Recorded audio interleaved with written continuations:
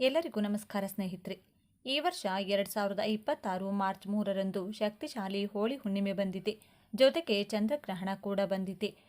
ಹಾಗೂ ಚಂದ್ರಗ್ರಹಣದ ಕಾರಣದಿಂದಾಗಿ ಮೊದಲು ಪುತ್ರರನ್ನ ಹೊಂದಿರುವವರು ಇದನ್ನ ಮಾಡಲೇಬೇಕು, ಇಲ್ಲದಿದ್ದರೆ ಅನಾಹುತವಾಗುತ್ತದೆ. ಗ್ರಸ್ತ ಚಂದ್ರಗ್ರಹಣ ಜೊತೆಗೆ ಭಯಂಕರವಾಗಿರುವಂತಹ ಹುಣ್ಣಿಮೆ ಬರಲಿದೆ. ಹಾಗಾಗಿ ನರದೃಷ್ಟಿ ಅನ್ನೋದು ಎಲ್ಲರಿಗೂ ಕೂಡ ತಗಲುತ್ತದೆ. ಆದರೆ ದೊಡ್ಡವರಿಗೆ ಹೋಲಿಸಿದರೆ ಪುಟ್ಟ ಮಕ್ಕಳಿಗೆ ದೃಷ್ಟಿಯಾಗುವುದು ಜಾಸ್ತಿ.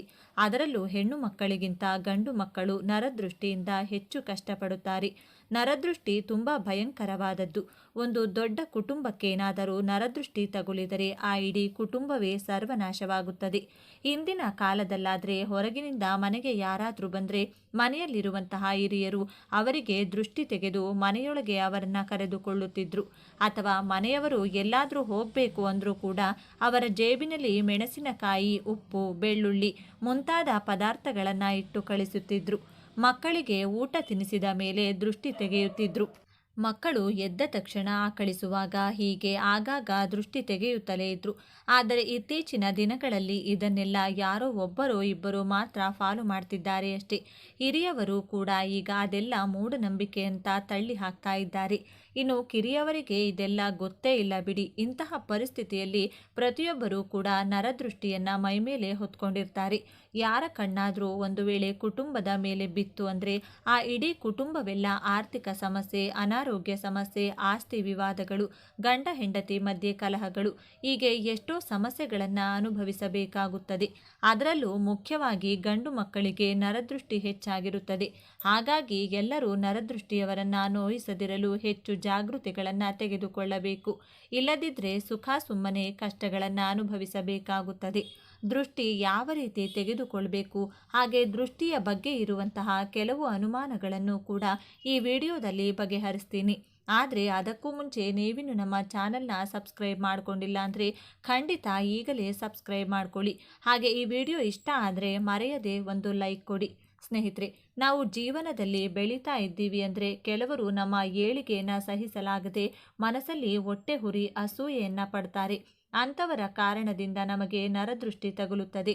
ನರದೃಷ್ಟಿಯಾಗಿದೆ ಎಂದು ಕಂಡುಹಿಡಿಯುವ ಸುಲಭ ಉಪಾಯ ಏನೆಂದರೆ, ನಿಮ್ಮ ಮನೆಯಲ್ಲಿ ಯಾರಿಗಾದರೂ ನರದೃಷ್ಟಿಯಾಗಿದೆ ಅಂದರೆ ಅವರಿಗೆ ಆಗಾಗ ತಲೆನೋವು ಬರುತ್ತಿರುತ್ತದೆ. ಎಷ್ಟು ಮಾತ್ರೆ ತಿಂದರೂ ಕೂಡ ತಲೆನೋವು ಕಡಿಮೆಯಾಗಲ್ಲ. ಹಾಗೆ ಮೈಯಲ್ಲಿ ಏನೋ ಒಂದು ಥರ ಇರೋದು, ವಾಂತಿ ಭೇದಿಯಾಗೋದು, ಯಾವಾಗಲೂ ಸುಸ್ತಾಗಿರೋದು, ಶಕ್ತಿ ಕಳೆದುಕೊಂಡಂತೆ ಫೀಲ್ ಆಗ್ತಾರೆ. ಸಾಮಾನ್ಯವಾಗಿ ಹುಷಾರಿಲ್ಲ ಅಂದಾಗ ಈ ಎಲ್ಲ ಸಮಸ್ಯೆಗಳು ಕೂಡ ಬರುತ್ತದೆ. ನಾವು ಮದ್ದು ತೆಗೆದುಕೊಂಡ್ರೆ ಒಂದೆರಡು ದಿನಗಳಲ್ಲಿ ಸರಿ ಹೋಗುತ್ತದೆ. ಆದರೆ ನರದೃಷ್ಟಿ ತಗುಲಿದವರಿಗೆ ಪ್ರತಿದಿನ ಇದೇ ರೀತಿ ಇರುತ್ತೆ. ಎಷ್ಟು ಮದ್ದು ಮಾತ್ರೆ ತೆಗೆದುಕೊಂಡ್ರೂ ಕೂಡ ಪ್ರಾಬ್ಲಮ್ ಮಾತ್ರ ಹೋಗಲ್ಲ. ಅಂತಹ ಸಮಯದಲ್ಲಿ ಅವರಿಗೆ ನರದೃಷ್ಟಿಯಾಗಿದೆ ಎಂದು ನೀವು ತಿಳಿದುಕೊಳ್ಬೇಕು. ಮುಖ್ಯವಾಗಿ ಪುಟ್ಟ ಮಕ್ಕಳಿಗೆ, ಅದರಲ್ಲೂ ಗಂಡು ಮಕ್ಕಳಿಗೆ ಹೆಚ್ಚಾಗಿ ನರದೃಷ್ಟಿ ತಗುಲುತ್ತದೆ. ಮಕ್ಕಳಿಗೆ ನರದೃಷ್ಟಿಯಾಗಿದ್ದರೆ ಹೊಟ್ಟೆ ನೋವು ಬರೋದು, ಆಗಾಗ ಜ್ವರ ಬರೋದು, ಆರೋಗ್ಯ ಕೆಡೋದು, ಯಾವಾಗಲೂ ಕಿರಿಕಿರಿ ಮಾಡೋದು, ಅಳೋದು ಮಾಡ್ತಾ ಇರ್ತಾರೆ. ಮನೆಯಲ್ಲಿ ಪುಟ್ಟ ಮಕ್ಕಳಿದ್ರೆ, ಅದರಲ್ಲೂ ಮುಖ್ಯವಾಗಿ ಗಂಡು ಮಕ್ಕಳಿರುವಂಥ ಪ್ರತಿ ತಾಯಂದಿರು ಕೂಡ ಪ್ರತಿ ಅಮಾವಾಸ್ಯೆ ಹಾಗೂ ಹುಣ್ಣಿಮೆಗೆ ಅಥವಾ ಚಂದ್ರಗ್ರಹಣ ಸಮಯದಲ್ಲಿ ಅವರಿಗೆ ದೃಷ್ಟಿ ತೆಗಿಲೇಬೇಕು. ನಾನಿಲ್ಲಿ ಗಂಡು ಮಗು ಅಂತ ಪ್ರತಿ ಸಲ ಹೇಳ್ತಿರೋದಕ್ಕೆ ತಪ್ಪು ತಿಳ್ಕೊಬೇಡಿ. ಹೆಣ್ಣು ಮಕ್ಕಳಿಗೂ ಕೂಡ ದೃಷ್ಟಿಯಾಗುತ್ತದೆ. ಆದರೆ ಗಂಡು ಮಕ್ಕಳಿಗೆ ಹೆಚ್ಚಾಗಿ ದೃಷ್ಟಿ ಬೀಳುತ್ತದೆ. ಹಾಗೆ ಅವರಿಗೆ ಆ ದೃಷ್ಟಿ ತೆಗೆದುಕೊಳ್ಳುವಂತಹ ಶಕ್ತಿ ಅಷ್ಟೊಂದಿರುವುದಿಲ್ಲ. ಹಾಗಾಗಿ ಒತ್ತಿ ಒತ್ತಿ ಗಂಡು ಮಕ್ಕಳು ಅಂತ ಹೇಳ್ತಾ ಇದ್ದೀನಿ ಅಷ್ಟೇ. ಹೆಣ್ಣು ಮಕ್ಕಳಿಗೂ ಕೂಡ ತಪ್ಪದೇ ದೃಷ್ಟಿ ತೆಗೆಯಿರಿ. ಇನ್ನು ದೃಷ್ಟಿ ತೆಗೆಯೋಕೆ ಸುಲಭ ವಿಧಾನ ಏನೆಂದರೆ, ನಮ್ಮ ಎಡಗೈಯಲ್ಲಿ ಸ್ವಲ್ಪ ಕಲ್ಲುಪ್ಪು, ಒಣಮೆಣಸಿನಕಾಯಿ ತಗೊಂಡು ನಿಮ್ಮ ಮಗುವನ್ನು ಮುಂದೆ ನಿಲ್ಲಿಸಿಕೊಂಡು ಹಾದಿ ಕಣ್ಣು, ಬೀದಿ ಕಣ್ಣು, ನಾಯಿ ಕಣ್ಣು, ನರಿ ಕಣ್ಣು, ಅಕ್ಕಪಕ್ಕದವರ ಕಣ್ಣು, ಮನೆಯವರ ಕಣ್ಣು, ಯಾರ ಕಣ್ಣು ನನ್ನ ಮಗುವಿನ ಮೇಲೆ ಬೀಳಬಾರದು ಎಂದು ಹೇಳಿ 3 ಸಲ ನಿಮ್ಮ ಮಗುವಿನ ಸುತ್ತಲೂ ಕೈಯನ್ನು ಸುತ್ತಿ ದೃಷ್ಟಿ ತೆಗೆಯಿರಿ. ದೃಷ್ಟಿ ತೆಗೆದ ಉಪ್ಪನ್ನು ಯಾರೂ ತುಳಿಯದೇ ಇರುವಂತಹ ಜಾಗದಲ್ಲಿ ಎಸೆಯಿರಿ. ಇನ್ನು ಮನೆ ಚೆನ್ನಾಗಿದೆ ಅಂದರೆ, ಕ್ಲೀನ್ ಆಗಿದೆ ಅಂದರೆ, ದೊಡ್ಡದಾಗಿದೆ ಅಂದರೆ, ಸ್ವಂತ ಮನೆ ಇದೆ ಅಂದರೆ ದೃಷ್ಟಿ ಬೀಳೋದು ಕಾಮನ್. ಅಕ್ಕಪಕ್ಕದ ಮನೆಯವರ ಕಣ್ಣು ಅಥವಾ ಬಂಧುಗಳು, ಸ್ನೇಹಿತರ ಕಣ್ಣು ನಿಮ್ಮ ಮನೆ ಮೇಲೆ ಬಿದ್ದರೆ ನಿಮ್ಮ ಕುಟುಂಬದಲ್ಲಿ ಸಮಸ್ಯೆಗಳು ಶುರುವಾಗುತ್ತದೆ. ನೀವು ಅದುವರೆಗೂ ಸಂಪಾದಿಸಿದಂಥ ಹಣವೆಲ್ಲವೂ ಖಾಲಿಯಾಗುತ್ತದೆ. ಕುಟುಂಬದಲ್ಲಿ ಅನಾರೋಗ್ಯ ಸಮಸ್ಯೆಗಳು ತಲೆ ಎತ್ತುತ್ತದೆ. ನರದೃಷ್ಟಿಯನ್ನು ಪೂರ್ತಿಯಾಗಿ ನಿವಾರಿಸಲು ಸಾಧ್ಯವಾಗುವುದಿಲ್ಲ. ಆದರೆ ಕೆಲವು ಪರಿಹಾರಗಳನ್ನು ಮಾಡಿಕೊಳ್ಳೋದ್ರಿಂದ ಅದನ್ನು ಕಡಿಮೆ ಮಾಡಿಕೊಳ್ಳಬಹುದು. ನಮ್ಮ ಕುಟುಂಬದಲ್ಲಿ ಸಂತೋಷ ಚಿಗುರಬೇಕು ಅಂದರೆ ನಮ್ಮ ಮನೆಯಲ್ಲಿರುವಂಥ ನರದೃಷ್ಟಿ ಮೊದಲು ಹೋಗಬೇಕು. ನಮ್ಮ ಮನೆಯಲ್ಲಿರುವಂತಹ ದರಿದ್ರ ಯಾವಾಗ ಹೊರಟು ಹೋಗ್ತದೋ ಆಗಲೇ ನಮ್ಮ ಮನೆಗೆ ಹಣ ಬರೋಕೆ ಶುರುವಾಗುತ್ತದೆ. ಹಾಗಾಗಿ ಪ್ರತಿಯೊಬ್ಬರೂ ಅವರವರ ಮನೆ ಮುಂದೆ ತಪ್ಪದೆ ಒಂದು ಕುಂಬಳಕಾಯಿ ಕಟ್ಟಿಕೊಳ್ಬೇಕು. ಮನೆ ಮುಂದೆ ಕುಂಬಳಕಾಯಿ ಕಟ್ಟಿದರೆ ಕಾಲಭೈರವ ನಮ್ಮ ಮನೆಗೆ ರಕ್ಷಣೆಯಾಗಿರ್ತಾರೆ. ನಮ್ಮ ಮನೆಗೆ ಯಾರಾದರೂ ಬಂದಾಗ ಮನೆಯೊಳಗೆ ಬರುವುದಕ್ಕೂ ಮುಂಚೆ ಅವರಿಗೆ ಮನೆ ಮುಂದೆ ಕಟ್ಟಿರುವಂಥ ಕುಂಬಳಕಾಯಿ ಕಾಣಿಸಬೇಕು. ಆ ರೀತಿ ಕಾಣಿಸಿದರೆ ಅವರ ನೋಟ ಕುಂಬಳಕಾಯಿ ಮೇಲೆ ಬಿದ್ದು ಅವರಿಂದ ನಮಗೆ ಆಗಬೇಕಾದ ನರದೃಷ್ಟಿ ಹೊರಟು ಹೋಗುತ್ತದೆ. ಕುಂಬಳಕಾಯಿ ಬೇಗನೆ ಕೆಟ್ಟು ಹೋದರೆ ನಿಮ್ಮ ಮನೆಗೆ ಅಷ್ಟೊಂದು ದೃಷ್ಟಿ ತಗುಲಿದೆ ಅಂತ ಅರ್ಥ. ಅದೆಲ್ಲವೂ ಕುಂಬಳಕಾಯಿ ತೆಗೆದುಕೊಂಡು ಅದು ಕೆಟ್ಟು ಹೋಗಿದೆ ಎಂಬುದು ನೀವು ಗಮನಿಸಬೇಕು. ಕುಂಬಳಕಾಯಿ ಕೆಟ್ಟು ಹೋಯಿತು ಅಂದರೆ ಅದನ್ನು ಒಂದು ದಿನ ಕೂಡ ಮನೆ ಮುಂದೆ ಹಾಗೆ ಇಟ್ಕೊಳ್ಬಾರ್ದು. ಇನ್ನು ತುಂಬ ಜನರ ಮನೆಯಲ್ಲಿ ಯಾವುದೋ ಒಂದು ಕಾರಣದಿಂದ ವಾಸ್ತು ಸಮಸ್ಯೆ ಇರಬಹುದು, ಅಥವಾ ಮುಟ್ಟು ಮೈಲಿಗೆ ಇರಬಹುದು, ಇನ್ನೇನಾದರೂ ಕಾರಣದಿಂದ ದುಷ್ಟಶಕ್ತಿಗಳು ಮನೆಯೊಳಗೆ ಪ್ರವೇಶಿಸುತ್ತವೆ. ನಮ್ಮ ಮನೆಯಲ್ಲಿ ದೈವಶಕ್ತಿ ಇಲ್ಲದಿದ್ದರೆ ಖಂಡಿತ ಅಲ್ಲಿ ದುಷ್ಟಶಕ್ತಿಗಳು ಕಾಲಿಡುತ್ತವೆ. ಯಾರಿಗಾದರೂ ಸಡನ್ನಾಗಿ ಮಧ್ಯರಾತ್ರಿ ಸುಮಾರು 12ರಿಂದ 3 ಗಂಟೆ ಒಳಗೆ ಎಚ್ಚರವಾಗೋದು, ನಿಮ್ಮ ಮನೆಯವರಲ್ಲದೆ ಯಾರೋ ಬೇರೆಯವರು ಮನೆಯಲ್ಲಿರುವಂತೆ ಅನಿಸೋದು, ಎದೆಯಲ್ಲಿ ಏನೋ ಒಂದು ರೀತಿ ಭಯ ಕಾಡೋದು, ಅದೇ ಸಮಯದಲ್ಲಿ ಇದ್ದಕ್ಕಿದ್ದಂತೆ ಕೆಲವು ಶಬ್ದಗಳು ಕೇಳಿಸೋದು, ನೀವು 2-3 ಸಲ ಲೈಟ್ ಸ್ವಿಚ್ ಆನ್ ಆಫ್ ಮಾಡಿದ ಮೇಲೂ ಲೈಟ್ ಆನ್ ಆಗೋದು, ಸಡನ್ನಾಗಿ ಕರೆಂಟ್ ಹೋಗೋದು, ಸಡನ್ನಾಗಿ ಜೋರಾಗಿ ಗಾಳಿ ಬೀಸೋದು, ಡೋರ್ಗಳು, ವಿಂಡೋಗಳು, ಕಬೋರ್ಡ್ಗಳು ತೆಗೆದುಕೊಳ್ಳೋದು ಅಥವಾ ತಾನಾಗಿ ಮುಚ್ಚಿಕೊಳ್ಳೋದು, ಕಿಚನ್ನಲ್ಲಿ ಪಾತ್ರೆಗಳು ಬೀಳೋದು, ಇದ್ದಕ್ಕಿದ್ದಂತೆ ಕೆಟ್ಟ ವಾಸನೆ ಬರೋದು, ಮಕ್ಕಳು ಬೆಚ್ಚಿ ಬಿದ್ದು ಏಳೋದು, ಸಡನ್ನಾಗಿ ಯಾರೋ ಹೊಡೆದಂತೆ ಮಕ್ಕಳು ಅಳೋದು, ಅವರು ಯಾರಾದರೂ ಒಂಟಿ ಪರ್ಟಿಕ್ಯುಲರ್ ಜಾಗ ತೋರಿಸಿ ಅಲ್ಲೇ ದೆವ್ವ ಇದೆ ಅಂತ ಹೇಳೋದು, ಈ ಥರ ಏನಾದರೂ ನಿಮ್ಮ ಮನೆಯಲ್ಲಾದರೆ ಖಂಡಿತ ನಿಮ್ಮ ಮನೆಯಲ್ಲಿ ದುಷ್ಟಶಕ್ತಿ ಇದೆ ಅಂತ ಅರ್ಥ. ನೀವು ಮಾಡಿಕೊಳ್ಬೇಕು. ಇದಕ್ಕೆ ಪರಿಹಾರವಾಗಿ ನೀವು ಮನೆಯಲ್ಲಿ ಎಲ್ಲೂ ಕೂಡ ಜೇಡರ ಬಲೆ ಇರದಂತೆ ನೋಡಿಕೊಳ್ಬೇಕು. ಇಲ್ಲದಿದ್ದರೆ ಮನೆಯಲ್ಲಿ ದಟ್ಟ ದರಿದ್ರ ಶುರುವಾಗುತ್ತದೆ. ಹೊಸ ಮನೆಗೆ ಹೋಗುವಾಗ ನಾವು ಹಾಲುಕ್ಕಿಸಿ ಹೋಗ್ತೀವಿ, ಅಂದರೆ ಮನೆಯಲ್ಲಿ ಹಾಲುಕ್ಕೋದು ಶುಭ. ಆದರೆ ಯಾವಾಗಲೂ ಹಾಲು ಉಕ್ಕಿ ಕೆಳಗೆ ಚೆಲ್ಲೋದು, ಹಾಲಿನ ಪಾತ್ರೆ ಸೀದು ಹೋಗೋದು ಅಥವಾ ಕೈಯಲ್ಲಿ ಹಿಡಿದುಕೊಂಡಿರುವಂಥ ಹಾಲು ಅಕಸ್ಮಾತ್ತಾಗಿ ಜಾರಿ ಕೆಳಗೆ ಬಿದ್ದು ಚೆಲ್ಲೋಗೋದು, ಹಾಲು ಆಗಾಗ ಹೊಡೆದು ಹೋಗೋದು, ಈ ರೀತಿಯಾದರೂ ಕೂಡ ದುಷ್ಟಶಕ್ತಿ ಮನೆಯಲ್ಲಿದೆ ಅಂತ ಅರ್ಥ. ಮುಖ್ಯವಾಗಿ ನಿಮ್ಮ ಮನೆ ಕಡೆ ನೋಡಿಕೊಂಡು ಮಧ್ಯರಾತ್ರಿ ನಾಯಿ ಅಳೋದು ಅಥವಾ ನಿಮ್ಮ ಮನೆಯಲ್ಲೇ ಇರುವಂತಹ ನಾಯಿ ಮಧ್ಯರಾತ್ರಿನೂ ಮಠ ಮಧ್ಯಾಹ್ನನೂ ಅಳ್ತಾ ಇದ್ದರೆ ನಿಮ್ಮ ಮನೆಯೊಳಗೆ ದುಷ್ಟಶಕ್ತಿಗಳು ಪ್ರವೇಶಿಸುವಂಥ ಅವಕಾಶ ಹೆಚ್ಚಾಗಿದೆ ಅಂತ ಅರ್ಥ. ಅಥವಾ ದುಷ್ಟಶಕ್ತಿಗಳು ನಿಮ್ಮ ಮನೆಯೊಳಗೆ ಪ್ರವೇಶಿಸಲು ಅವಕಾಶಕ್ಕಾಗಿ ಎದುರು ನೋಡ್ತಾ ಇದೆ ಅಂತ ಅರ್ಥ. ಹಾಗಾಗಿ ನಾಯಿ ಅಳು ಕೇಳಿಸಿಕೊಂಡ್ರೆ ಆ ಕೂಡಲೇ ನೀವು ಓಂ ನಮಃ ಶಿವಾಯ, ಓಂ ಕಾಲಭೈರವಾಯ ಅನ್ನೋ ಮಂತ್ರವನ್ನು ಸಾಧ್ಯವಾದಷ್ಟು ಸಲ ಜಪ ಮಾಡಬೇಕು. ಯಾರಿಗಾದರೂ ನರದೃಷ್ಟಿ ಆಗಿದೆ ಅಂದರೆ ಕೂಡಲೇ ಆ ವ್ಯಕ್ತಿಗೆ ದೃಷ್ಟಿ ತೆಗಿಬೇಕು. ದೃಷ್ಟಿ ತೆಗೆಯೋಕೆ ನಿಂಬೆಹಣ್ಣಾಗಲಿ, ತೆಂಗಿನಕಾಯಾಗಲಿ, ಕುಂಬಳಕಾಯಿಯಾಗಲಿ, ಪೊರಕೆಯಾಗಲಿ ಅಥವಾ ಕಲ್ಲುಪ್ಪು ಮತ್ತು ಒಣಮೆಣಸಿನಕಾಯಾಗಲಿ ಬಳಸಬೇಕು. ದೃಷ್ಟಿ ಅನ್ನೋದು ಕೇವಲ ನಮ್ಮ ಮೇಲೆ ಮಾತ್ರವಲ್ಲದೆ ನಾವು ಮಾಡುವ ವ್ಯಾಪಾರದ ಮೇಲೆ, ನಮ್ಮ ಹೊಲದ ಮೇಲೆ, ನಮ್ಮ ಮನೆ ಮೇಲೂ ಕೂಡ ಬೀಳುತ್ತದೆ. ಹಾಗಾಗಿ ದೃಷ್ಟಿ ಇದೆಯೋ ಇಲ್ವೋ ಪಕ್ಕಕ್ಕೆ ಇಟ್ಟರೆ ಪ್ರತಿಯೊಬ್ಬರೂ ಕೂಡ ಮನೆ ಬಾಗಿಲಿಗೆ ದೃಷ್ಟಿ ಗಣಪತಿ ಅಥವಾ ವಾಸ್ತು ಹನುಮಂತ ಅಥವಾ ಯಾವುದಾದರೂ ದೃಷ್ಟಿ ಯಂತ್ರವನ್ನು ತಪ್ಪದೇ ಕಟ್ಟಿಕೊಳ್ಳಿ. ನಿಮ್ಮ ಕೈಗೋ ಕಾಲಿಗೋ ಕಪ್ಪು ದಾರವನ್ನು ಕಟ್ಕೊಳ್ಳಿ. ಮಕ್ಕಳಿಗೆ ಸೊಂಟಕ್ಕೂ ಕೂಡ ಒಂದು ಕಪ್ಪು ದಾರವನ್ನು ಕಟ್ಟಿರಿ. ಇನ್ನು ತುಂಬ ಜನರ ಜಾತಕದಲ್ಲಿ ಯಾವಾಗಲೂ ದುರದೃಷ್ಟ ಹಿಂಬಾಲಿಸುತ್ತದೆ. ಅಂಥವರು ಪ್ರತಿದಿನ ಎದ್ದ ತಕ್ಷಣ ಕಲ್ಲುಪ್ಪನ್ನು ನೋಡಬೇಕು. ಪ್ರತಿದಿನ ಎದ್ದ ತಕ್ಷಣ ಕಲ್ಲುಪ್ಪು ನೋಡಿದರೆ ಜಾತಕದಲ್ಲಿರುವಂಥ ದುರದೃಷ್ಟ ಹೋಗಿ ಅದೃಷ್ಟ ಬರುತ್ತದೆ. ಒಂದು ವೇಳೆ ಅನಗತ್ಯ ಖರ್ಚುಗಳು ಬರ್ತಾ ಇದ್ರೆ ಚಿಕ್ಕ ಪೇಪರ್ನಲ್ಲಿ ಸ್ವಲ್ಪ ಕಲ್ಲುಪ್ಪು ಹಾಕಿ ಸುತ್ತಿ ನಿಮ್ಮ ಪರ್ಸೊಳಗೆ ಇಟ್ಕೊಳ್ಳಿ. ಆಗ ಖರ್ಚುಗಳು ಕಡಿಮೆಯಾಗಿ ಆರ್ಥಿಕವಾಗಿ ಲಾಭ ಇರುತ್ತೆ. ಆರ್ಥಿಕ ಸಮಸ್ಯೆಗಳು ಹೊರಟು ಹೋಗುತ್ತೆ. ನಿಮಗೆ ನರದೃಷ್ಟಿ ಆಗಬಾರ್ದು ಅಂದರೆ ವಾರದಲ್ಲಿ 1 ಸಲನಾದರೂ ನೀವು ಸ್ನಾನ ಮಾಡೋ ನೀರಲ್ಲಿ ಸ್ವಲ್ಪ ಕಲ್ಲುಪ್ಪು ಹಾಕಿಕೊಂಡು ಸ್ನಾನ ಮಾಡಬೇಕು. ನಾವು ಒಂದೊಂದು ಸಲ ದಾರಿಲಿ ಹೋಗುವಾಗ ದೃಷ್ಟಿ ತೆಗೆದು ಬಿಸಾಡಿರುವಂಥ ಕಲ್ಲುಪ್ಪು, ಮೆಣಸಿನಕಾಯಿ, ನಿಂಬೆಹಣ್ಣು, ಬೂದುಗುಂಬಳಕಾಯಿ ಅಥವಾ ತೆಂಗಿನಕಾಯಿ ನೋಡ್ತಾ ಇರ್ತೀವಿ. ಅದನ್ನು ತುಳಿದರೆ ಸಮಸ್ಯೆಗಳು ಬರುತ್ತೆ ಅಂತ ಪಂಡಿತರು ಹೇಳ್ತಾರೆ. ನಾವು ದೊಡ್ಡವರಾಗಿರೋದ್ರಿಂದ ಸ್ವಲ್ಪ ಹುಷಾರಾಗಿರ್ತೀವಿ. ಆದರೆ ಪುಟ್ಟ ಮಕ್ಕಳು ಬೇಕಂತಾನೆ ತುಳಿಬೇಡ ಅಂದರೆ ಅದನ್ನು ತುಳಿಯೋದು, ಮುಟ್ಬೇಡ ಅಂದರೆ ಅದನ್ನೇ ಮುಟ್ಟೋದು ಮಾಡ್ತಾರೆ. ಹಾಗಾಗಿ ಆ ವಿಷಯದಲ್ಲಿ ಸ್ವಲ್ಪ ಜಾಗ್ರತೆ ವಹಿಸಬೇಕು. ಒಂದು ವೇಳೆ ಮಗು ಅದನ್ನು ಮುಟ್ಟಿದರೆ ಮಗುವನ್ನು ಮನೆಗೆ ಕರೆತಂದ ತಕ್ಷಣ ಅವರಿಗೆ ಸ್ವಲ್ಪ ಉಪ್ಪಾಕಿರುವಂಥ ನೀರಿಂದ ಸ್ನಾನ ಮಾಡಿಸಬೇಕು. ಅದರ ನಂತರ ಸ್ವಲ್ಪ ಕಲ್ಲುಪ್ಪು, ಒಣಮೆಣಸಿನಕಾಯಿಯಿಂದ ಮಗುವಿಗೆ ದೃಷ್ಟಿ ತೆಗೆದು ಅದನ್ನು ಹೊರಗಡೆ ಬಿಸಾಡಬೇಕು. ನಾವು ನಮ್ಮ ಮಗುವಿಗಾಗಲಿ ಅಥವಾ ಮನೆ, ವ್ಯಾಪಾರ ಎಲ್ಲಾದರೂ ದೃಷ್ಟಿ ತೆಗೆದರೆ ಅದನ್ನು ಬೇರೆಯವರು ತುಳಿಯುವಂತಹ ಕಡೆ ಹಾಕಬೇಕು ಅಂತೇನಿಲ್ಲ. ದೃಷ್ಟಿ ತೆಗೆದರೆ ದೃಷ್ಟಿ ಹೊರಟು ಹೋಗುತ್ತೆ. ಆದರೆ ಕೆಟ್ಟ ಮನಸ್ಥಿತಿ ಇರುವಂಥ ಜನರು ಅವರ ದೃಷ್ಟಿ ಬೇರೆಯವರಿಗೆ ಹೋಗಲಿ ಅನ್ನೋ ಕೆಟ್ಟ ಭಾವನೆಯಿಂದ ಜನ ತುಳಿಯುವಂಥ ಕಡೆ ಅದನ್ನು ಎಸಿತಾರೆ. ಆ ಪದಾರ್ಥಗಳಲ್ಲಿ ದುಷ್ಟಶಕ್ತಿಗಳು ಸೇರಿಕೊಳ್ಳೋದ್ರಿಂದ ನಾವು ಅದನ್ನು ತುಳಿದರೆ ನಮಗೆ ಸಮಸ್ಯೆಗಳು ಶುರುವಾಗುತ್ತದೆ. ಹಾಗಾಗಿ ನಮಗೆ ಸರಿ ಹೋಗಬೇಕು ಅಥವಾ ಒಳ್ಳೆಯದಾಗಬೇಕು ಅಂದುಕೊಳ್ಳೋದು ತಪ್ಪಲ್ಲ. ಆದರೆ ಬೇರೆಯವರಿಗೆ ಕೆಟ್ಟದಾಗಬೇಕು, ಅವರು ಹಾಳಾಗಬೇಕು ಅಂದ್ಕೊಳ್ಳೋದು ತುಂಬ ತಪ್ಪು. ಹಾಗಾಗಿ ನೀವು ದೃಷ್ಟಿ ತೆಗೆದರೆ ಜನರು ತುಳಿಯದಿರುವಂತಹ ಕಡೆ ಬಿಸಾಡಿ ಅಥವಾ ನೀರಿನಲ್ಲಿ ಹಾಕಿಬಿಡಿ. ಇದರಿಂದ ನಿಮ್ಮ ಸಮಸ್ಯೆನೂ ಹೋಗುತ್ತೆ, ಬೇರೆಯವರಿಗೆ ನಿಮ್ಮ ಸಮಸ್ಯೆ ಬರಲ್ಲ. ಹೆಂಗಸರನ್ನ ಮಹಾಲಕ್ಷ್ಮಿ ಜೊತೆ ಹೋಲಿಕೆ ಮಾಡ್ತಾರೆ. ನಿಮ್ಮ ಮನೆಯಲ್ಲಿ ಹೆಂಗಸರು ಅಳ್ತಾ ಇದ್ರೆ ಮಹಾಲಕ್ಷ್ಮಿ ಹೊರಟು ಹೋಗ್ತಾಳೆ. ದರಿದ್ರ ದೇವತೆ ಮನೆಯೊಳಗೆ ಹೆಜ್ಜೆ ಇಡ್ತಾಳೆ. ಹಾಗಾಗಿ ನಿಮ್ಮ ಮನೆಯ ಮಹಾಲಕ್ಷ್ಮಿಯನ್ನ ಯಾವಾಗಲೂ ಸಂತೋಷವಾಗಿ ನೋಡ್ಕೊಳ್ಳಿ. ಪುಟ್ಟ ಮಕ್ಕಳು ಮಲಗಿರುವಾಗ ಅದು ಎಷ್ಟು ಮುದ್ದಾಗಿದೆ, ಎಷ್ಟು ಚೆನ್ನಾಗಿ ಮಲಗಿದೆ ಅಂತ ತಾಯಿ ಅಥವಾ ಮನೆಯವರು ಮಗುವನ್ನೇ ನೋಡ್ತಾ ಅದಕ್ಕೆ ದೃಷ್ಟಿ ತಾಕಬಾರದು ಅಂತ ಮಲಗಿರೋ ಮಗುಗೆ ದೃಷ್ಟಿ ತೆಗಿತಾರೆ. ಆದರೆ ಯಾವಾಗಲೂ ಕೂಡ ಮಗು ಮಲಗಿರುವಾಗ ದೃಷ್ಟಿ ತೆಗಿಬಾರ್ದು. ಪುಟ್ಟ ಮಕ್ಕಳಿಗೆ ಕರ್ಪೂರದಿಂದ ದೃಷ್ಟಿ ತೆಗೆದರೆ ತುಂಬ ಒಳ್ಳೆಯದು. ಹಾಗಾಗಿ ತಟ್ಟೆಯಲ್ಲಿ ಸ್ವಲ್ಪ ಅರಿಶಿನ, ಕುಂಕುಮ ಬೆರೆಸಿರುವಂಥ ನೀರಿನ ಮೇಲೆ ಒಂದು ವೀಳ್ಯದೆಲೆ ಇಟ್ಟು ಅದರ ಮೇಲೆ ಕರ್ಪೂರ ಹಚ್ಚಿ ಮಗುವಿಗೆ ದೃಷ್ಟಿ ಆಗಾಗ ತೆಗಿತಾ ಇರಿ. ಕೆಲವರಿಗೆ ಸುಮ್ಮನೆ ಕಾಲಲ್ಲಾಡಿಸೋದು ಅಭ್ಯಾಸ. ಆ ರೀತಿ ಯಾವಾಗಲೂ ಕಾಲಲ್ಲಾಡಿಸ್ತಾ ಇದ್ದರೆ ಆ ಮನೆಯಲ್ಲಿ ದರಿದ್ರ ದೇವತೆ ಕಾಲಿಡುತ್ತಾಳೆ. ಹಾಗಾಗಿ ಆ ಅಭ್ಯಾಸ ಇದ್ದರೆ ಬಿಟ್ಟು ಬಿಡಿ.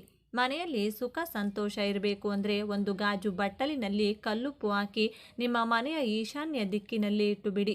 ಒಂದು ವೇಳೆ ಮನೆಯಲ್ಲಿ ಜಾಸ್ತಿ ನೆಗೆಟಿವ್ ಎನರ್ಜಿ ಇದೆ ಅಂತ ನಿಮಗೆ ಅನಿಸಿದರೆ ಪ್ರತಿ ಕೋಣೆಯಲ್ಲಿ ಬಾತ್ರೂಮ್ ಕೂಡ ಸೇರಿ ಎಲ್ಲ ಕಡೆನೂ ಒಂದೊಂದು ಚಿಕ್ಕ ಗಾಜು ಬಟ್ಟಲಲ್ಲಿ ಸ್ವಲ್ಪ ಸ್ವಲ್ಪ ಕಲ್ಲುಪ್ಪು ಹಾಕಿ ಇಟ್ಟು ಬಿಡಿ.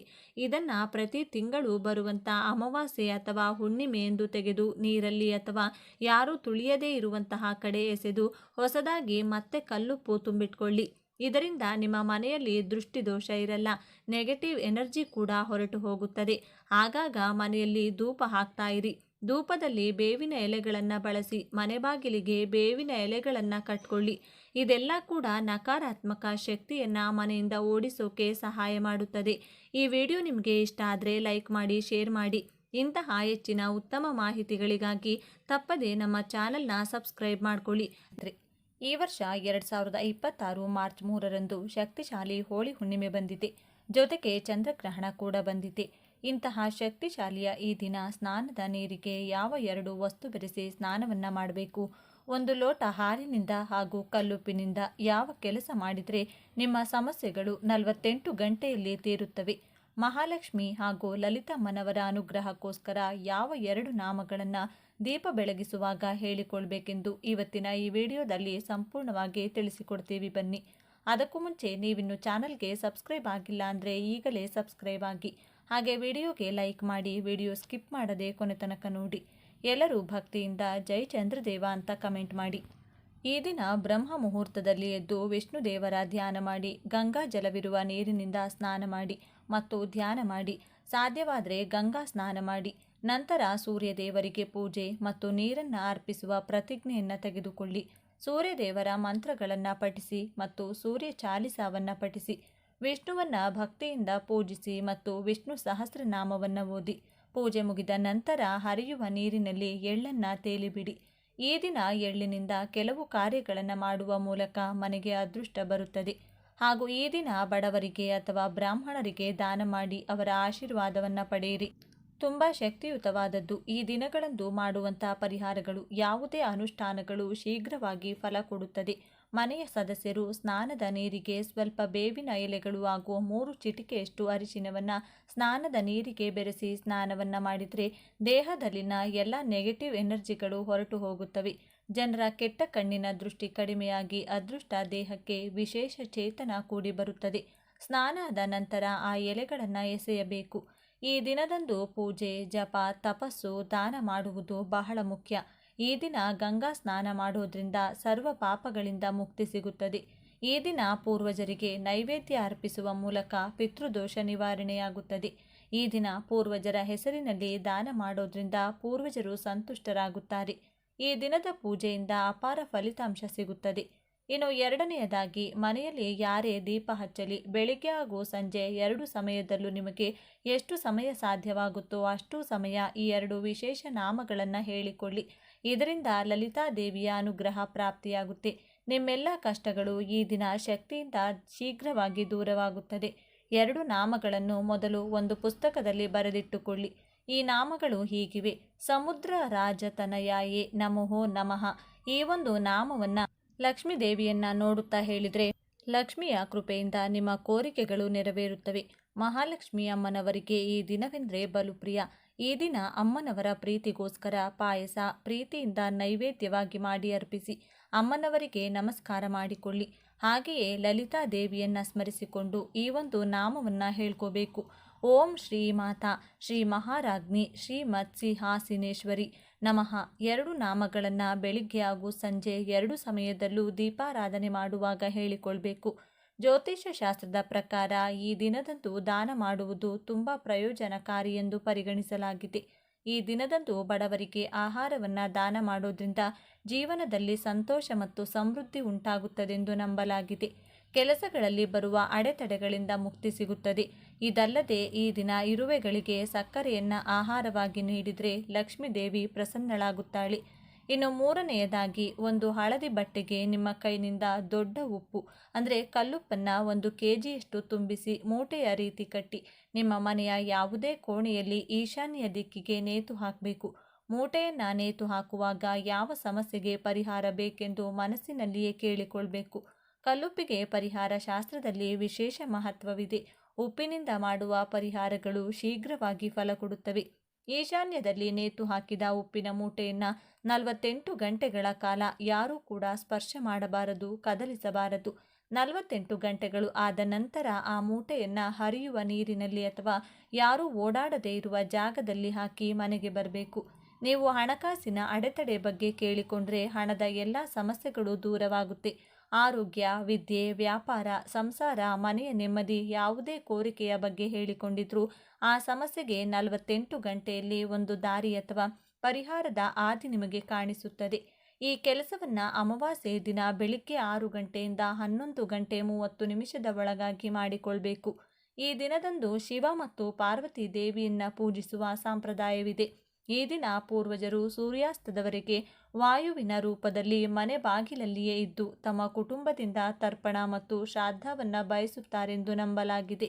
ಆದ್ದರಿಂದ ಈ ದಿನ ಪವಿತ್ರ ನದಿಯಲ್ಲಿ ಸ್ನಾನ ಮಾಡಿ ಮತ್ತು ಅನ್ನವನ್ನು ಅರ್ಪಿಸಿ ಮನೆಯಲ್ಲಿ ಬ್ರಾಹ್ಮಣರಿಗೆ ನಿಮ್ಮ ಕೈಲಾದಷ್ಟು ದಾನ ಮಾಡಿ.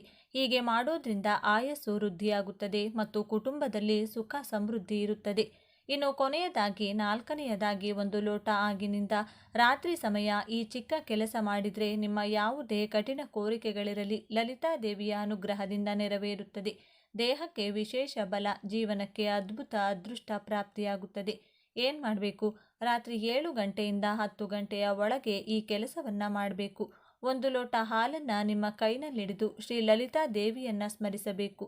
ನಂತರ 5 ನಿಮಿಷಗಳ ಕಾಲ ಆ ಹಾಲನ್ನು ದೇವರ ಕೋಣೆಯಲ್ಲಿಟ್ಟು ನಂತರ ಮನೆಯವರೆಗೆ ಚಂದ್ರನ ಬೆಳಕಿನಲ್ಲಿಡಬೇಕು. ಲಲಿತಾ ಸಹಸ್ರನಾಮ ಪಾರಾಯಣ ಮಾಡಿ ಅಥವಾ ಮೊಬೈಲ್ನಲ್ಲಿ ಹಾಕಿಕೊಂಡು ಈ ಸಮಯದಲ್ಲಿ ನೀವು ಕೇಳಬೇಕು. ಸಹಸ್ರನಾಮ ಪೂರ್ಣವಾದ ನಂತರ ಮತ್ತೆ ಹಾಲನ್ನು ದೇವರ ಕೋಣೆ ಮನೆಯಲ್ಲಿ 5 ನಿಮಿಷಗಳ ಕಾಲ ಇಟ್ಟು ಮನೆಯ ಸದಸ್ಯರು ಆ ಒಂದು ಹಾಲನ್ನು ಪ್ರಸಾದದ ರೂಪದಲ್ಲಿ ಸ್ವೀಕರಿಸಬೇಕು. ಇದರಿಂದ ಚಂದ್ರನ ಅನುಗ್ರಹ, ಲಲಿತಾಮ್ಮನವರ ಅನುಗ್ರಹ ಪ್ರಾಪ್ತಿಯಾಗುತ್ತೆ. ನಿಮ್ಮ ಕೆಲಸ ಆಗುತ್ತದೋ ಇಲ್ಲವೋ ಎಂಬ ಕ್ಲಾರಿಟಿ ನಿಮಗೆ ಸಿಗುತ್ತದೆ. ಯಾವುದಾದರೂ ಕೋರಿಕೆ ಕೇಳಿ ಈ ವಿಧಾನವನ್ನು ಪಾಲಿಸಿದರೆ ಆ ಕೋರಿಕೆಗೆ ಇರುವಂತಹ ಅಡ್ಡಿಗಳು ದೂರವಾಗುತ್ತದೆ. ಯಾರಿಂದಲಾದರೂ ಮೋಸ ಹೋಗುವ ಸಾಧ್ಯತೆ ಇದ್ದರೆ ಎಚ್ಚರಿಕೆ ನಿಮಗೆ ಸಿಗುತ್ತದೆ. ಮಾನಸಿಕ ನೆಮ್ಮದಿ ಸಿಕ್ಕು ಅನೇಕ ವಿಧವಾಗಿ ಏಳಿಗೆಯನ್ನು ನೀವು ಕಾಣಬಹುದು. ಹಣಕಾಸಿನ ಸಮಸ್ಯೆ, ವಿದ್ಯೆಗೆ ಅಡೆತಡೆ, ಸಾಲದ ಸುಳಿ, ನಿತ್ಯ ಕಲಹ, ಅನಾರೋಗ್ಯದ ಸಮಸ್ಯೆಗಳು ಶೀಘ್ರವಾಗಿ ದೂರವಾಗುತ್ತದೆ. ಮುಂದಿನ ಅಮಾವಾಸ್ಯೆ ಅಥವಾ ಹುಣ್ಣಿಮೆಯ ಒಳಗಾಗಿ ನಿಮ್ಮ ಜೀವನ ಖಂಡಿತವಾಗಿಯೂ ಬದಲಾಗುತ್ತದೆ. ಉಗುರು ಬೆಚ್ಚಗಿನ ಹಾಲನ್ನು ಈ ವಿಧಾನಕ್ಕೆ ನೀವು ಬಳಸಬಹುದು. ಈ 4 ಕೆಲಸಗಳನ್ನು ಈ ದಿನ ಮಾಡಿ ನೋಡಿ. ಎಲ್ಲ ಮಾರ್ಗದಲ್ಲೂ ನಿಮ್ಮ ಹಣ ಸಂಪಾದನೆ ಹೆಚ್ಚಾಗುತ್ತದೆ. ಲಲಿತಾದೇವಿ ಹಾಗೂ ಮಹಾಲಕ್ಷ್ಮೀ ದೇವಿ ಕೃಪೆಯಿಂದ ಅದೃಷ್ಟ ಕೂಡಿ ಬರುತ್ತದೆ. ಈ ದಿನ ಆಂಜನೇಯ ಸ್ವಾಮಿಯ ಮುಂದೆ ತುಪ್ಪದ ದೀಪವನ್ನು ಹಚ್ಚಿಟ್ಟು ಈ ಶಕ್ತಿಶಾಲಿ ಮಂತ್ರವನ್ನು ಪಠಿಸಬೇಕು. ಇದರಿಂದ ಕಾರ್ಯಸಿದ್ಧಿಯಾಗುತ್ತದೆ. ಆಂಜನೇಯನ ಪರಿಪೂರ್ಣ ಅನುಗ್ರಹ ಲಭಿಸುತ್ತದೆ. ದೊಡ್ಡ ದೊಡ್ಡ ಕಷ್ಟಗಳು ಕೂಡ ದೂರವಾಗುತ್ತದೆ. ಈ ಕಾರ್ಯಸಿದ್ಧಿ ಹನುಮಾನ್ ಮಂತ್ರ ಈ ವಿಧವಾಗಿದೆ. ಓಂ ಶ್ರೀ ವಜ್ರದೇಹಾಯ ರಾಮಭಕ್ತಾಯ ವಾಯುಪುತ್ರಾಯ ನಮೋಸ್ತುತೆ. ಈ ಒಂದು ಮಂತ್ರವನ್ನು 3 ಬಾರಿ, 21 ಬಾರಿ ಅಥವಾ 108 ಬಾರಿ ಹೇಳಿಕೊಂಡು, ವಿಶೇಷವಾಗಿ ಅಸಾಧ್ಯ ಸಾಧಕ ಹನುಮ ಸ್ತೋತ್ರ ಆಗಿರಬಹುದು, ಹನುಮ ಚಾಲಿಸ ಆಗಿರಬಹುದು, ಸುಂದರಕಾಂಡ ಪಾರಾಯಣ ಮಾಡುವುದಾಗಿರಬಹುದು, ರಾಮರಕ್ಷಾ ಸ್ತೋತ್ರವನ್ನು ಹೇಳಿಕೊಂಡರೂ ಕೂಡ ತುಂಬ ಒಳ್ಳೆಯದು. ಯಾವ ಮಂತ್ರ ಸ್ತೋತ್ರ ಪಾರಾಯಣ ಮಾಡಲು ಬರೋದಿಲ್ಲ ಎನ್ನುವವರು ಪ್ರೀತಿಯಿಂದ ಶ್ರೀರಾಮ ಜಯ ರಾಮ ಜಯ ಜಯ ರಾಮ ಎಂದು ಹೇಳುತ್ತಾ ಆಂಜನೇಯನನ್ನ ಈ ದಿನ ಪೂಜಿಸಬಹುದು. ಇದರ ಜೊತೆಗೆ ಆಂಜನೇಯನ ಬಲ ಶಕ್ತಿ ಸದಾ ನಿಮ್ಮೊಂದಿಗಿರಲು ಹನುಮಾನ್ ಸ್ತೋತ್ರ ಎಂಬ ವಿಶೇಷ ಸ್ತೋತ್ರವಿದೆ. ಇದನ್ನ ಒಂದು ಸಲ ಕೇಳಿದ್ರೆ, ಬರೆದರೆ ಅಥವಾ ಓದಿದ್ರೆ ಸರ್ವಶಕ್ತಿಗಳು ನಿಮ್ಮ ಜೊತೆಗೆ ಇರುತ್ತದೆ. ಶತ್ರುಗಳಿಂದ ಆಗುವಂತಹ ತೊಂದರೆ, ದುಷ್ಟಶಕ್ತಿಗಳ ಕಾಟ ನಿಮ್ಮ ಹತ್ತಿರವೂ ಕೂಡ ಸುಳಿಯುವುದಿಲ್ಲ. ಸರ್ವಜಯವು ನಿಮ್ಮದಾಗುತ್ತದೆ. ಇದೆಲ್ಲದರ ಜೊತೆಗೆ ಆಂಜನೇಯ ಸ್ವಾಮಿಗೆ ಈ ದಿನ ಒಂದು ಚಿಕ್ಕ ವಸ್ತುವನ್ನು ನೀಡಿದರೆ, ಮಾತು ಸರಿಯಾಗಿ ಸ್ಪಷ್ಟವಾಗಿ ಮಾತನಾಡಲು ಬರದ ಮಕ್ಕಳಿಗೆ ಸ್ಪಷ್ಟ ಮಾತು ಬರುತ್ತದೆ. ವ್ಯಾಪಾರ ಏಳಿಗೆ ಆಗದವರಿಗೆ ವ್ಯಾಪಾರದ ಜಯ, ಹಣದ ಕಷ್ಟವಿದ್ದವರಿಗೆ ಧನಲಾಭ, ಅನಾರೋಗ್ಯ ಇದ್ದವರಿಗೆ ಆರೋಗ್ಯ, ವಿದ್ಯೆಯ ಬಲ ಇಲ್ಲದವರಿಗೆ ವಿದ್ಯೆಯ ಶಕ್ತಿ ಲಭಿಸಿ ಉತ್ತಮೋತ್ತಮ ಫಲ ಲಭಿಸುತ್ತದೆ. ಇಷ್ಟೆಲ್ಲ ಫಲ ನೀಡುವಂತಹ ವಸ್ತು ಯಾವುದೆಂದರೆ ಗಂಟೆ. ಈ ದಿನದಂದು ಮರೆಯದೆ ನೀವಾಗಿರಬಹುದು ಅಥವಾ ಚಿಕ್ಕ ಮಕ್ಕಳ ಕೈನಲ್ಲಾಗಿರಬಹುದು, ಒಂದು ಚಿಕ್ಕ ಗಂಟೆಯನ್ನು ದೇಗುಲಕ್ಕೆ ಕೊಡಿ ಅಥವಾ ಕೊಡಿಸಿ. ಇದರಿಂದ ಶುಭ ಫಲಗಳು ಪ್ರಾಪ್ತಿಯಾಗುತ್ತದೆ. ಇನ್ನು ಸಿಂಧೂರದಿಂದ ಆಂಜನೇಯ ಸ್ವಾಮಿಯ ದೇಗುಲದಲ್ಲಿ ಅರ್ಚನೆ ಮಾಡಿಸಿ ಆ ಸಿಂಧೂರವನ್ನು ಮನೆಗೆ ತಂದು ಎಳ್ಳೆಣ್ಣೆಗೆ ಬೆರೆಸಿ ದಿನವೂ ಹಣೆಗೆ ತಿಲಕವಾಗಿ ಇಡುತ್ತಾ ಬನ್ನಿ. ಆಂಜನೇಯ ಸ್ವಾಮಿಯು ಶಿವನ ಅಂಶ ಎಂದು ಹೇಳಲಾಗುತ್ತೆ. ಆದ್ದರಿಂದ ಈ ದಿನ ಶಿವನ ದರ್ಶನವನ್ನು ಮಾಡಿ ಹನುಮರಾಮ ಇಬ್ಬರನ್ನು ಕೂಡ ಸ್ಮರಿಸಿಕೊಳ್ಳಿ. ಆಂಜನೇಯ ಸ್ವಾಮಿಗೆ ತುಳಸಿ ದಳಗಳು, ಪಾರಿಜಾತ ಪುಷ್ಪ, ದಾಸವಾಳ ಪುಷ್ಪ, ಸೇವಂತಿಗೆಯನ್ನು ಈ ದಿನ ವಿಶೇಷವಾಗಿ ಅರ್ಪಿಸಿ ನಮಸ್ಕಾರ ಮಾಡಿಕೊಳ್ಳಿ. ಇನ್ನು ಈ ವಿಶೇಷ ದಿನದಂದು ಸತ್ಯನಾರಾಯಣ ಸ್ವಾಮಿ ಕತೆ ಕೇಳಿದರೆ, ಓದಿದರೆ ಅಥವಾ ಸತ್ಯನಾರಾಯಣ ಸ್ವಾಮಿ ಪೂಜೆ ಮಾಡಿಸುವುದು, ಪೂಜೆಯಲ್ಲಿ ಕೂರುವುದು ಮಾಡಿದರೆ ಸರ್ವ ವಿಧವಾದ ಜಾತಕ ದೋಷಗಳು, ದಾರಿದ್ರ್ಯ ದೋಷಗಳು ಕಳೆದು ಮನೆಯ ಏಳಿಗೆಯಾಗುತ್ತೆ. ಪೂಜೆ ಮಾಡಿಸಲು ಅಥವಾ ಸತ್ಯನಾರಾಯಣ ಸ್ವಾಮಿ ಕತೆ ಕೇಳಲು ಸಾಧ್ಯವಾಗದಿದ್ದವರು ನಿಮ್ಮ ಊರಿನಲ್ಲಿರುವಂಥ ಸತ್ಯನಾರಾಯಣ ಸ್ವಾಮಿ ದೇಗುಲವಿದ್ದರೆ ದರ್ಶನ ಮಾಡಿ ಬನ್ನಿ. ಅಥವಾ ಮನೆಯಲ್ಲಿಯೇ ಸತ್ಯನಾರಾಯಣ ಸ್ವಾಮಿ ಫೋಟೋ ಇಟ್ಟು ತುಪ್ಪದ ದೀಪ ಹಚ್ಚಿ ನಮಸ್ಕಾರವನ್ನು ಮಾಡಿಕೊಳ್ಳಿ. ಈ ವಿಡಿಯೋಗೆ ಒಂದು ಲೈಕನ್ನು ಕೊಟ್ಟು ಜೈ ಮಹಾಲಕ್ಷ್ಮೀ ದೇವಿ, ಜೈ ಲಲಿತಾ ದೇವಿ ಅಂತ ಬರೆದು ಪ್ರತಿಯೊಬ್ಬರಿಗೂ ಕೂಡ ಈ ವಿಡಿಯೋವನ್ನು ಶೇರ್ ಮಾಡಿ. ಧನ್ಯವಾದಗಳು.